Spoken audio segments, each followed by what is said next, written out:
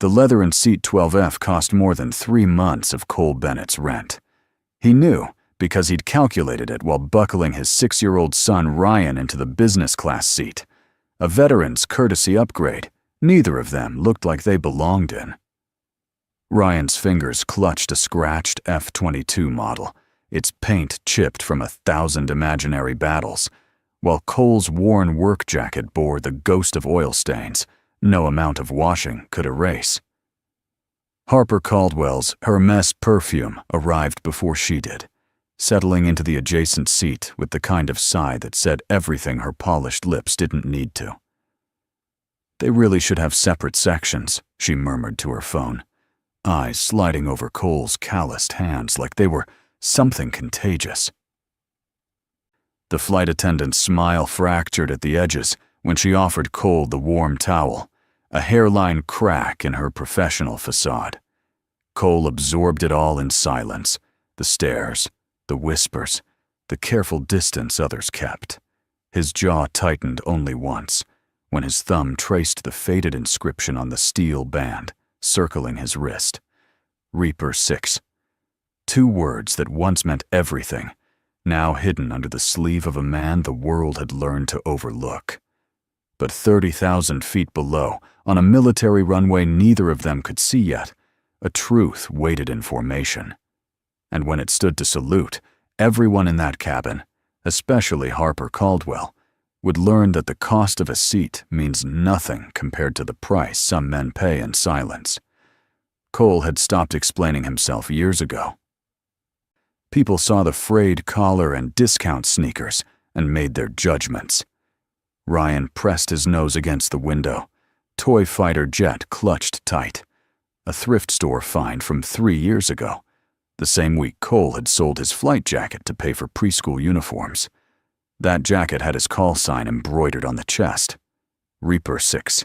The steel band on his wrist bore the same engraving, a gift from his wife the day he'd made squadron leader, back when the future felt solid instead of smoke. Harper's phone conversation droned on. Quarterly projections, incompetent contractors, defense contracts. Her company supplied avionics systems to the Air Force. She spoke about pilots like data points, aircraft like investment portfolios. No reverence for the human beings those machines carried home to waiting families. The flight attendant returned with menus, handing Harper hers first before hesitating at Cole. "Will you be dining with us today, sir?" The question carried unspoken doubt. Cole met her gaze steadily. "We'll both have the chicken, thank you."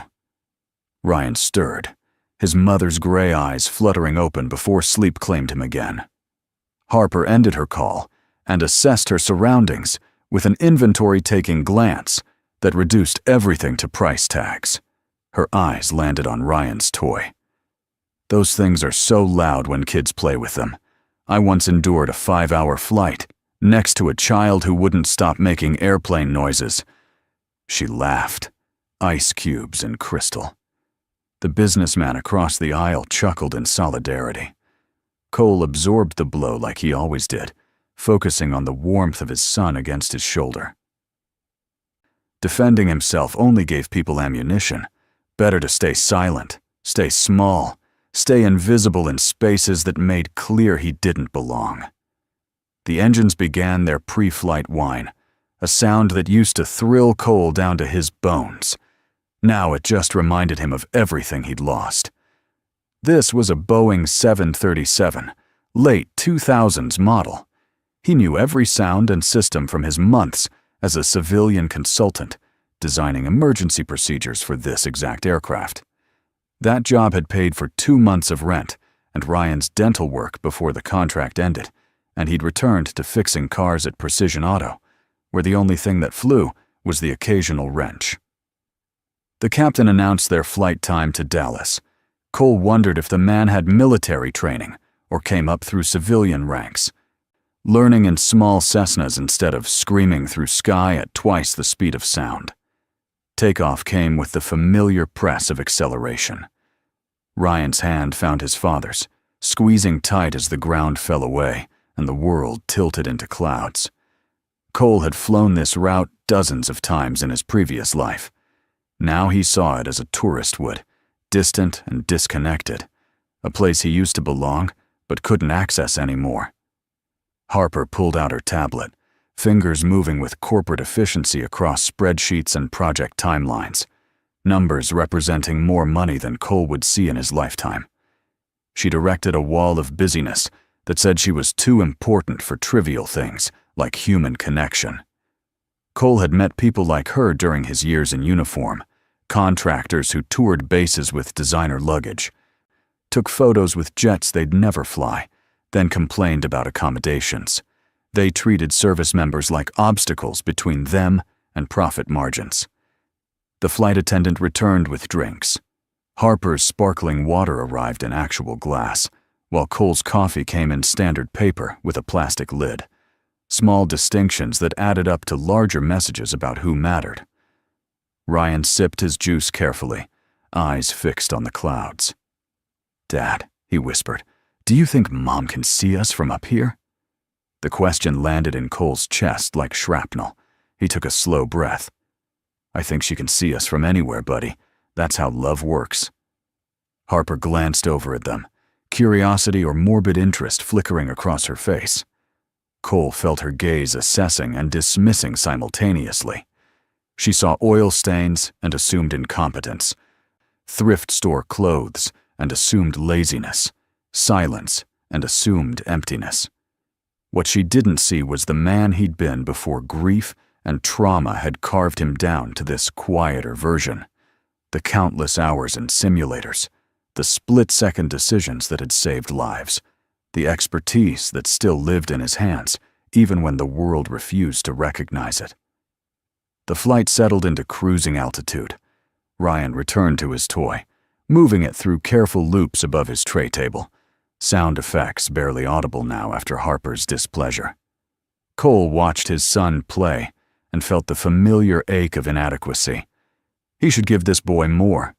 Better clothes, newer toys, a home without water-stained ceilings. But all he had was love and presence, and stubborn refusal to let shame make him smaller. Harper's tablet chimed with an incoming call. "Yes, I'm reviewing the contract now. The specifications are completely unacceptable. I don't care what their reputation is. If they can't meet our quality standards, they don't get the contract. We're talking about military equipment, not toys." She emphasized the last word with particular disdain, and Ryan shrank beside his father, understanding he and his beloved jet had been reduced to metaphors for inadequacy. Cole's jaw clenched. But what would defending his son accomplish? Harper would offer empty apologies, and Ryan would learn his father's words carried no weight here. So Cole pulled his son closer, a silent message that they had each other, even when the world insisted they had nothing. The captain's voice returned, but something in his tone had shifted, a tightness Cole's trained ear caught immediately. "Folks, we're making an unscheduled landing at Fort Stockton Air Force Base due to a technical issue. Nothing to be alarmed about, just a precautionary measure. Flight attendants, prepare the cabin." Harper's fingers froze, her polished composure cracking. Other passengers reached for phones, their irritation palpable. But Cole felt cold recognition settling into his bones. Technical issues requiring military landings weren't minor. The pilot was keeping calm for passengers, but Cole heard the subtext, something serious enough to override standard protocols. Ryan looked up, eyes wide. "Is everything okay, Dad?" Cole smoothed the worry from his face. "Everything's fine, buddy. We're just taking a different path home." The descent began steeper than normal, and Cole's hands wanted to reach for controls that weren't there. Muscle memory overriding common sense. He could feel the pilot working harder than he should, probably fighting hydraulic issues or asymmetric thrust. The other passengers didn't notice, but Harper had clutched her armrest, knuckles white, her expensive tablet forgotten. For a moment, she was just another human confronting mortality, stripped of the armor wealth provided. The wheels touched down harder than ideal, but controlled, and the plane decelerated with the whine of reverse thrust. Applause broke out, that nervous relief people express when they've been afraid without admitting it. Cole didn't clap. He was too busy cataloging every sound, every vibration, his brain running through post-flight checklists he hadn't used in years, but couldn't forget. Fort Stockton. Air Force Base stretched beyond the windows. Hangars and maintenance buildings, control towers and radar installations. The organized chaos of military infrastructure designed for readiness. Cole felt something crack open in his chest, a door he'd kept locked for 5 years. This was the world he'd walked away from when the nightmares got too loud, and doctors told him he was no longer fit for active duty.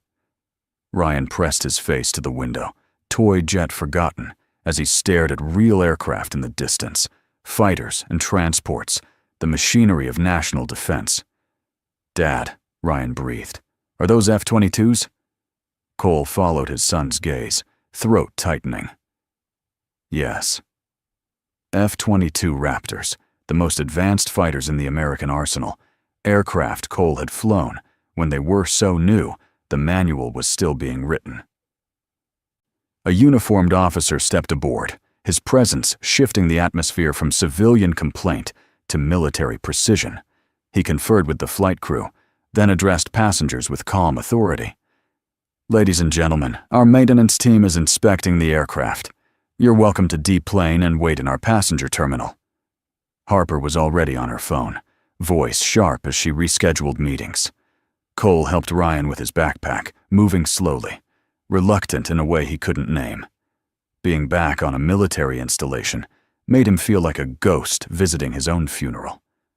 They filed into bright Texas sun, heat hitting them like a wall after the climate-controlled cabin. The terminal was sparse and functional. Metal chairs, vending machines, windows overlooking the flight line, where aircraft sat in various stages of readiness. Harper claimed a chair near an outlet, creating a bubble of importance. Cole found a quiet corner where Ryan could play without bothering anyone, his own attention drawn toward the windows and the world beyond them. Ryan spread out on the floor with his toy, creating rescue missions and aerial battles, soft sound effects a counterpoint to adult conversations. Cole sat beside him, back against the wall, letting himself sink into his son's imagination where heroes always won and nobody judged you by your clothes. A few passengers glanced their way, a man in an expensive suit, sitting on industrial carpet with a child and thrift store toy. And Cole could see the calculations happening behind their eyes. Harper looked over once, her expression suggesting she'd smelled something unpleasant, then returned to her phone. An hour passed. Then 90 minutes. Harper's phone calls increased in volume. She'd positioned herself as unofficial spokesperson for passenger grievances, demanding updates from personnel with no authority to provide them and threatening legal action. Cole watched this performance with the detachment of someone who'd seen actual emergencies. Harper was terrified beneath the anger, terrified of being powerless, of being subject to forces beyond her control. Wealth and status couldn't fix a broken airplane, so she did what people like her always did, tried to buy her way out with volume and indignation. Ryan had abandoned his toy for the windows, small hands pressed against glass as he watched an F-22 crew work with precise movements. Cole stood beside his son, attention captured by details he couldn't help cataloging, the stabilizer angles, the weapons bay check, the intake port inspection. He knew every inch of that aircraft, had pushed it to its limits, had trusted his life to the engineering. "That's the coolest plane ever," Ryan said. Cole smiled despite himself. "Yeah, buddy, it really is." Behind them, Harper's latest conversation had attracted attention. "I don't care about protocol," she was saying. "I have a meeting with Pentagon procurement I cannot miss. Surely someone has the authority to arrange alternative transport." She'd cornered a lieutenant with the full force of her corporate entitlement. The young officer maintained professional composure. "Ma'am, I understand your frustration, but we need to follow proper safety procedures." Harper's face flushed. Do you know who I am? My company supplies half the avionics systems your precious Air Force uses. I could make one phone call and—" She stopped mid-sentence as something over the lieutenant's shoulder caught her attention. 3 pilots had entered the terminal in flight suits, heading toward vending machines with casual squadron camaraderie. Cole felt himself involuntarily straighten. He knew these men, not individually, but collectively. The culture they came from, the training that shaped them, the unspoken codes. One of them, a major with gray threading his dark hair, glanced around the terminal with assessing eyes trained to evaluate threats and opportunities in seconds. His gaze passed over Harper, over other passengers, then stopped dead on Cole. Something flickered in his expression.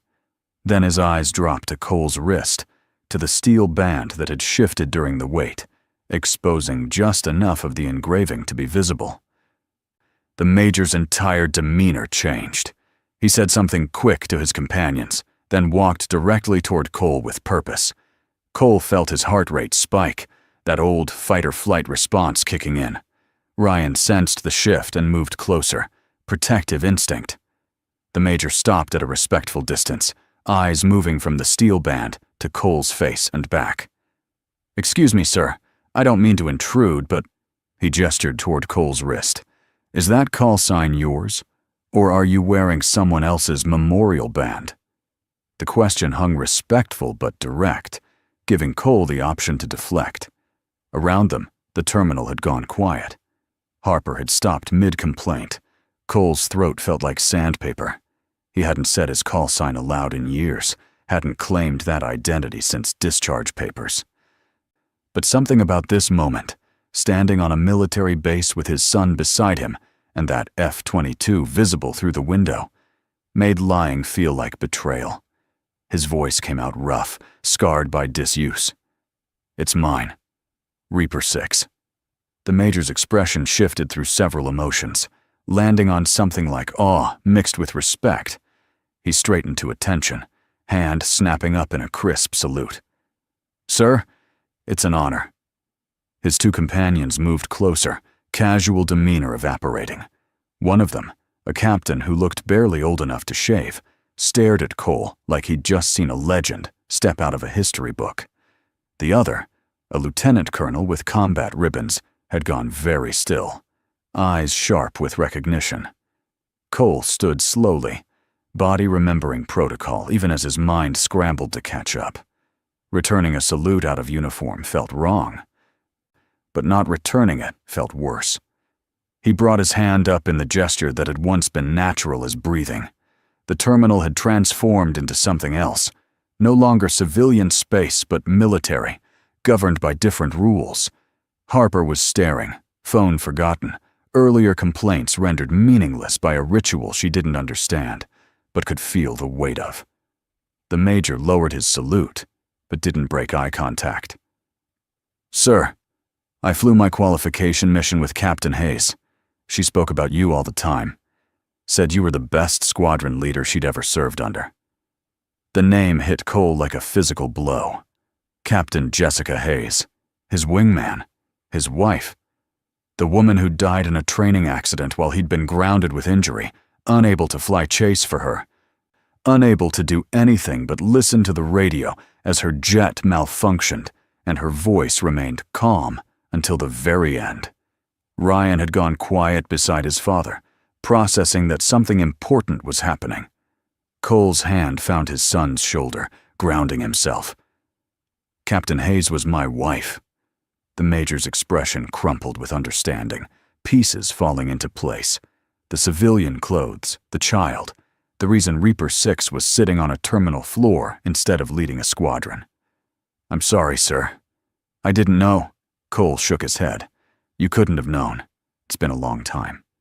The lieutenant colonel stepped forward, voice gentle. "Sir, what brings you to Fort Stockton?" Cole gestured toward the terminal. "Our flight had mechanical issues. We're waiting to continue to Dallas." The pilots exchanged glances. The captain spoke up, grin making him look younger. "Sir, you were at Nellis, right?" Part of the team that developed the current tactical manual for close air support? Cole blinked, surprised. That was 8 years ago. How do you— The captain's face split wider. Sir, that's still the manual we use. Your scenarios are legendary. We study your mission recordings in advanced training. This is Reaper 6. The Reaper 6. The Major cut him off with a look, reminder that some things remained classified. But the damage was done. Other passengers were watching now, really watching, trying to reconcile the man they'd dismissed with the picture these pilots painted. Harper had gone pale, earlier disdain transforming into something that might have been shame, or dawning realization that she'd spent 2 hours insulting someone whose boots she wasn't qualified to shine. The lieutenant colonel glanced toward the windows. Sir, would you and your son like to see the flight line? We have about an hour before our next brief. Some of the squadron would appreciate meeting you. It was phrased as question, but Cole heard the deeper offer. Temporary return to the world he'd left. Chance to show Ryan the man his father used to be. Cole looked down at his son, who was staring up with wonder and confusion. Want to see a real fighter jet up close? Ryan's response was immediate and enthusiastic. The pilot smiled. Genuine warmth, military personnel reserved for their own and for children. 2 groups they were sworn to protect. They emerged onto the tarmac, Texas heat wrapping around them, smell of jet fuel and hot concrete. So familiar, it made Cole's chest ache. Ryan bounced on his toes, exhaustion forgotten. The F-22 was more impressive up close, angular lines designed to defeat radar, its shape a threat to enemies and promise to allies. The ground crew paused their tasks, curious. The captain jogged ahead to the crew chief, explaining something that made the older sergeant's eyebrows rise. She turned to look at Cole, studied him, then nodded and waved them forward. Ryan approached the aircraft with reverence, small hand reaching but not quite touching. The crew chief, a woman in her 40s with sergeant stripes and a name tape reading Martinez, crouched to Ryan's level. You like jets, kid? Ryan nodded, speechless. Martinez smiled. This one's the best. Want to know a secret? This jet, tail number 775, was flown by one of the best pilots the Air Force ever had. Guy named Reaper 6. Ryan's eyes went wide. He looked at his father, then back at Martinez. That's my dad. That's his name. Martinez's expression shifted to something deeper. She straightened, looked at Cole properly. The worn clothes, tired eyes, steel band. Is that right? Cole nodded, unable to trust his voice. Martinez studied him a moment longer. Chief Martinez, I was crew chief for this bird during the Syria deployment. You brought her back with half her systems down and 3 feet of one wing missing. I didn't think it was possible. The memory rushed back. Cockpit warnings screaming. Jessica on the radio talking him through it, because she could read his flying better than anyone. Her voice steady as Cole fought controls and physics. He'd been responsible for 6 crew members' lives that day. When they'd finally touched down, emergency vehicles surrounding them. Cole had sat unable to move. Jessica had climbed up and pulled him out herself, held him while he shook. 3 months later, she was gone. Martinez gestured to her team, who pulled over a maintenance ladder. Want to see the cockpit, kid? Ryan's face answered before words could. The major helped lift Ryan onto the ladder. The boy climbed with careful determination, his father's hand steady on his back. The canopy had been opened for maintenance, and Ryan disappeared into the cockpit. Cole followed, body remembering the climb, exact placement of hands and feet. Ryan was touching everything. The stick, throttle, display screens. Dad, he whispered, you flew this, really? Cole settled on the cockpit edge, close enough for safety, far enough to let him explore. Yeah, buddy, I really flew it. Harper had followed onto the tarmac, keeping distance but unable to look away.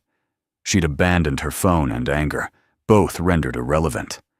Cole saw her standing there, arms crossed, expensive clothes marking her as foreign to this environment, in ways his poverty never could.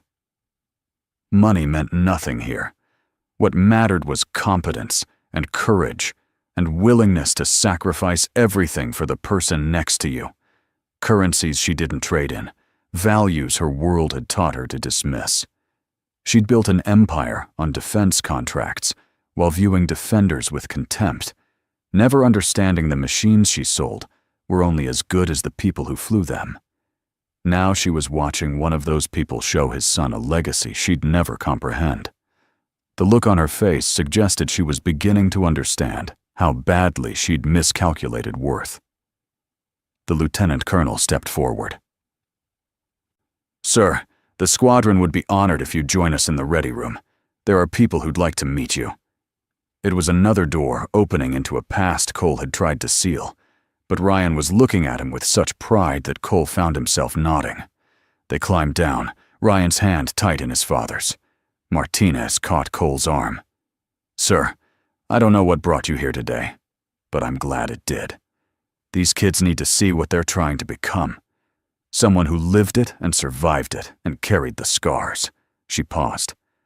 "Someone who chose to keep going when everything said to quit." The walk to the ready room felt like traveling backward through time. Cole could navigate this base blind, feet finding paths his mind had forgotten. Ryan chattered beside him, questions about jets and flying and what it was like to go so fast. Cole answered, voice finding strength. The ready room doors opened and heads turned, perhaps 15 pilots inside, some preparing for flights, others debriefing. "Attention," someone called, and the room snapped into focus. The lieutenant colonel held up a hand. "At ease. This is Cole Bennett. Call sign Reaper 6. Some of you have studied his missions. All of you have benefited from his tactical innovations." The room went quiet. Cole felt 15 pairs of eyes assessing, measuring, trying to reconcile legendary call sign with the man in stained work clothes holding a child's hand. A young lieutenant raised his hand tentatively. "Sir, is it true you completed the Nellis exercise with a 50-0 kill ratio?" Cole blinked. 51-0, but that was a long time ago. The captain shook his head. "Sir, with respect, it's not a different world. We're carrying forward what you started." A woman major leaned forward. "Sir, the defensive maneuver you developed, the Reaper roll, it saved my life last year during a training accident. My instructor made me practice until I could do it in my sleep. When my hydraulics failed, muscle memory took over." She stood, came to attention, saluted. "Thank you, sir." Others began standing one by one until the entire room was at attention. Silent tribute that said more than words. Cole felt something crack inside him, a dam built from grief and shame and conviction that he'd failed by surviving when Jessica hadn't. Ryan tugged on his hand, confused, but understanding something important was happening. Cole pulled his son close, needing that anchor. When he spoke, his voice barely carried. "I was just doing my job. Same as all of you." The major stepped forward. "Sir, that's the point. You did your job better than anyone thought possible. Then you walked away when you had to, and you're still here. Still standing. Still raising that boy. Right. That's not failure. That's victory." A colonel entered, his presence shifting atmosphere from informal to official. Someone briefed him in whispers, and his expression transformed to respect. He crossed to Cole, hand extended. "Colonel Davis, Squadron Commander. It's an honor, Captain Bennett." Cole shook his hand, noting the colonel used his rank despite civilian clothes. "Just Cole is fine, sir. I'm not active anymore." Davis shook his head. "Once a captain, always a captain. That doesn't change." He glanced at Ryan. "This your boy?" Cole nodded. "Ryan, he's 6. Wants to be a pilot." Davis crouched to Ryan's level. "That right, son?" Ryan nodded shyly. Like my dad did. Like my mom did. Davis's expression flickered. Your mom was a pilot too? Cole's hand tightened on Ryan's shoulder. Captain Jessica Hayes. She died in a training accident 6 years ago. The room's energy shifted, celebration giving way to something more solemn. These people understood loss. They'd all known someone who didn't come back. All carried names that lived forever in silence between missions. Davis stood, bearing formal. Captain Hayes. I knew of her work.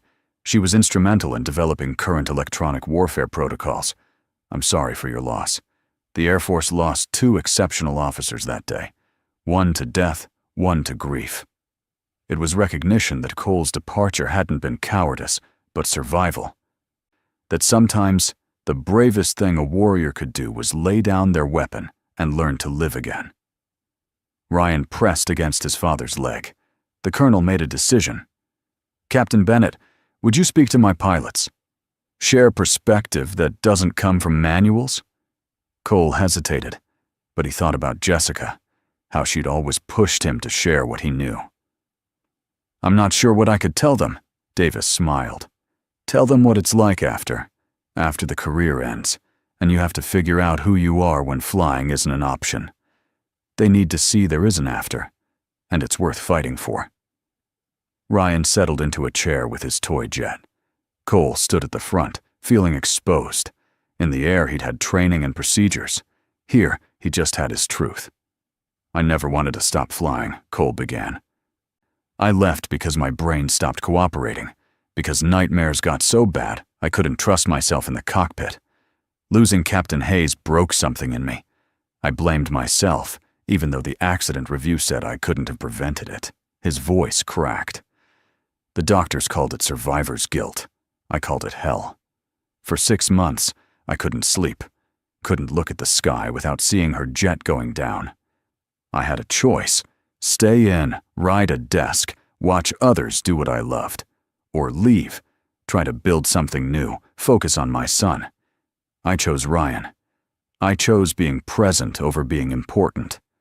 Some days, that choice feels like the hardest mission I ever flew. He looked at the young lieutenant. That exercise wasn't about being better. It was about refusing to lose. Every target eliminated was someone who couldn't shoot down my wingmen. That's what being a pilot is, not glory or adrenaline, but absolute refusal to leave anyone behind. But sometimes you lose people anyway, and you have to find a way to live with that. Ryan was watching his father, hearing things he'd been too young to understand before. Cole wondered what story the boy would tell himself about this day. I work as a mechanic now. I fix cars for people who barely notice me. I get paid less than my expertise is worth.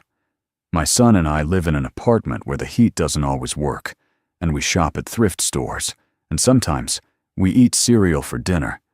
By every measure society uses, I'm a failure. He let that word hang. But here's what I've learned. Failure is life viewed from the wrong angle.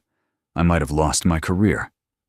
But I gained being there when Ryan takes his first steps into whatever future he chooses. I might have lost respect of people who only value you for what you do, but I gained ability to see who someone really is beneath surface judgments. I might have lost the identity I'd built my life around, but I gained chance to discover who I am when all titles are stripped away. The major spoke up. Sir, do you regret leaving? Cole considered the question honestly. Every single day. But I also don't regret it at all. Both things are true. I miss flying like I'd miss breathing. But watching Ryan grow up, being the parent he needs, that's worth the sacrifice. Not easier. Not what I'd choose if the world gave me different options. But worth it. He gestured around. Hold on to this as long as you can. Fly every mission like it's your last. Because one day it will be. But remember, there's life after flying. It's not a consolation prize. It's just different. Still hard. Still requires courage. He looked at Ryan. And sometimes, if you're lucky, it comes with a co-pilot who makes turbulence worthwhile. Colonel Davis stood as Cole finished. his applause starting a chain reaction. It wasn't polite ceremony, but genuine appreciation. As sound faded, Davis spoke. "Captain Bennett, I'd like to make you an offer. We have a civilian consultant program for pilots who've left active duty but still have expertise. You'd help with tactical development, maybe run scenarios with newer pilots. Part-time, flexible around your current job and your son's schedule. Interested?" Cole felt the offer land like a fighter jet touching down after a long mission.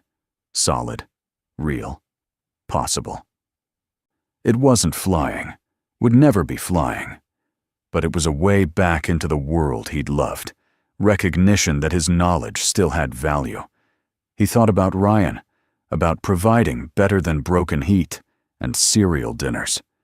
He thought about Jessica, about what she'd say. She'd tell him to take it, to stop punishing himself with poverty because he'd survived when she hadn't. "Yes, sir. I'm interested." The logistics took another hour. Paperwork, background checks, scheduling. Other pilots cycled through, introducing themselves, sharing stories about how Cole's innovations had filtered through training. By the time they returned to the terminal, Cole felt emotionally exhausted, but somehow lighter. Harper was still there, waiting, her expression unreadable. She approached slowly, like someone approaching danger they'd underestimated. "Mr. Bennett." Her voice had lost earlier disdain, replaced by something that might have been contrition. "I owe you an apology." Cole waited, not making it easy. Ryan pressed against his side, protective. Harper continued, words clearly difficult. "I judged you based on superficial things. Your clothes, your circumstances. I was wrong, clearly, profoundly wrong." It was a corporate apology, rehearsed and careful, designed to mitigate liability. Cole had heard enough to recognize the pattern. "You didn't know," he said simply. Harper shook her head. "That's not an excuse. I should have treated you with basic decency regardless. I was cruel. To you and your son. I'm sorry." The apology hung between them. Cole realized she was waiting for forgiveness or absolution. He didn't give her either. "Ryan," he said, "go look at those model planes." The boy obeyed, leaving them alone. Cole turned his attention to Harper. "You want to know what bothers me most? Not that you were rude to me. I'm used to that. But you were unkind to my son. You made him feel small and unwelcome in a space he had every right to occupy. You did it without thought, because in your world, people like us don't matter enough to consider." Harper's face flushed. "I know, Cole held up a hand. "I'm not interested in excuses, but I am interested in whether you'll do better. Whether seeing me saluted will change how you treat the next person in worn clothes, or if you'll just file this away as an exception." It was harsh, but Harper had hurt his child. Her discomfort was a fraction of what Ryan experienced every day. Harper met his eyes, and for the first time, he saw something real. Actual shame, actual recognition of harm. "You're right. About all of it. I've built my identity around being superior, used wealth as the measuring stick because it's quantifiable and favorable to me. I've probably done to hundreds what I did to you today, and I never thought about it because they couldn't fight back." She paused. "I'd like to say this transformed me, but that would be another superficial response. Real change takes time, but I can start by doing better with the next interaction until treating people with dignity becomes automatic." It was the most honest thing she'd said all day. Cole found himself nodding. "That's all any of us can do. Start where we are and try to be better tomorrow." The airline representative appeared, announcing their aircraft was cleared. Passengers stirred, ready to return to normal lives where this interlude would become dinner party anecdote. For Cole, it felt like the opposite. Not departure from real life, but collision between two versions of himself he'd thought were separate forever. They boarded in the same order they'd left, But everything had shifted. The flight attendant smiled warmly at Ryan, asked if he'd enjoyed the fighter jets. Harper took her seat without complaint or phone calls.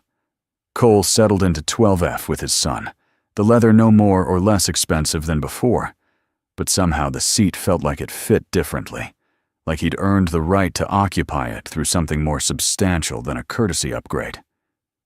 Ryan pulled out his toy jet but just held it carefully, looking at it with new understanding. "Dad," he said quietly, "were you scared? When you flew for real?" Cole thought about lying, about preserving heroic image.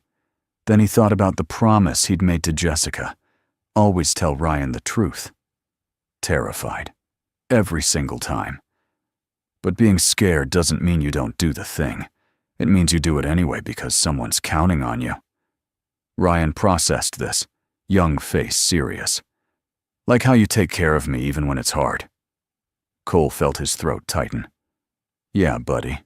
Exactly like that." His son leaned against him, toy jet clutched between them like a promise. "I think you're still brave, Dad, even without the plane."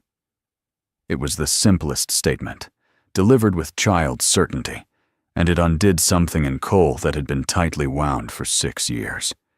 He wrapped his arm around his son and let himself feel proud, not of past, but of who he was managing to be in the present. The flight to Dallas was uneventful. Cole dozed, dreams for once not haunted by falling aircraft and Jessica's last transmission. Instead, he dreamed about the ready room, about pilots standing at attention, about Ryan in the F-22 cockpit with his whole future spread before him. When they landed, Harper was first to stand. But before leaving, she paused at Cole's seat, pulled out a business card. "My company. We're always looking for consultants with real operational experience.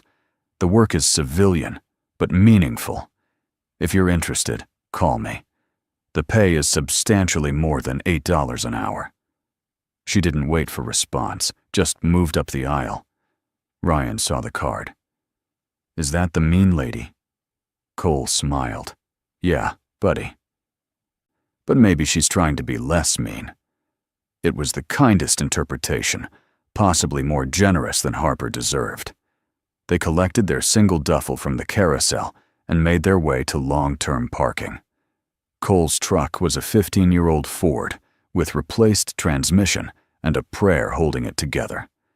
The truck started on the third try, engine coughing to life with reluctant determination. Ryan buckled in, arranging his toy jet on the dashboard. Cole adjusted the rearview mirror, catching his reflection, older than he felt, more worn than he wanted, but somehow more solid than that morning. The steel band caught light. Reaper 6.